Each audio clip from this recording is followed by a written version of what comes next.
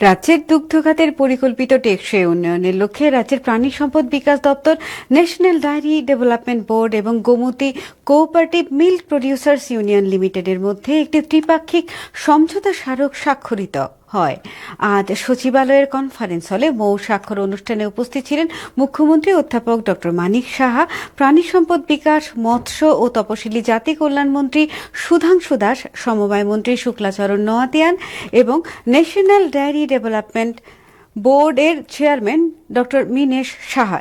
এই সমঝোতা স্মারকের মূল উদ্দেশ্য হল শ্বেত বিপ্লব 2.0 জাতীয় লক্ষ্য অনুসারে রাজ্যের একটি সমন্বিত সমবায় ভিত্তিক দুগ্ধ উন্নয়ন পরিকল্পনা প্রণয়ন ও বাস্তবায়ন করা।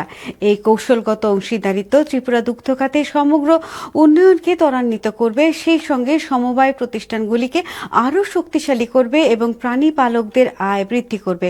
পাশাপাশি শ্বেত বিপ্লব 2.0 লক্ষ্য বাস্তবায়নে গুরুত্বপূর্ণ ভূমিকা পালন করবে বলে জানান ন্যাশনাল ডায়েরি ডেভেলপমেন্ট বোর্ড অর্থাৎ NDDBর চেয়ারম্যান ডক্টর মিনেশ শাহ। পাশাপাশি আগামী দিনে গোপালকেরা এর ফলে উপকৃত হবেন বলে জানান সমবায় ও প্রাণী সম্পদ বিকাশ মন্ত্রী।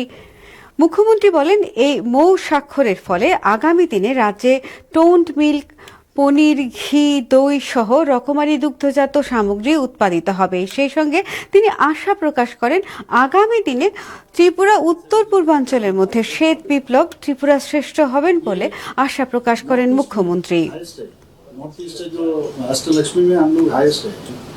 पशुपालक भी बोलते हैं, जो इनका जो लोग फार्मर्स अभी कृषक में भी आता है, इनका भी आय बढ़ाना है, उनको सुविधा भी होगा और सामाजिक उन्नयन, आर्थिक उन्नयन भी होगा।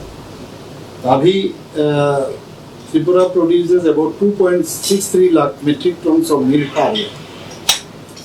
7 इसमें अगर out of 7.2 lakh litres of milk produce per day हमारे यहाँ मिल्क प्रोड्यूस होते हैं 7.2 लाख लीटर। इसका मतलब है 5,000 litre per day approximately is poured into the Gomti milk unit, that is less than 0.7%.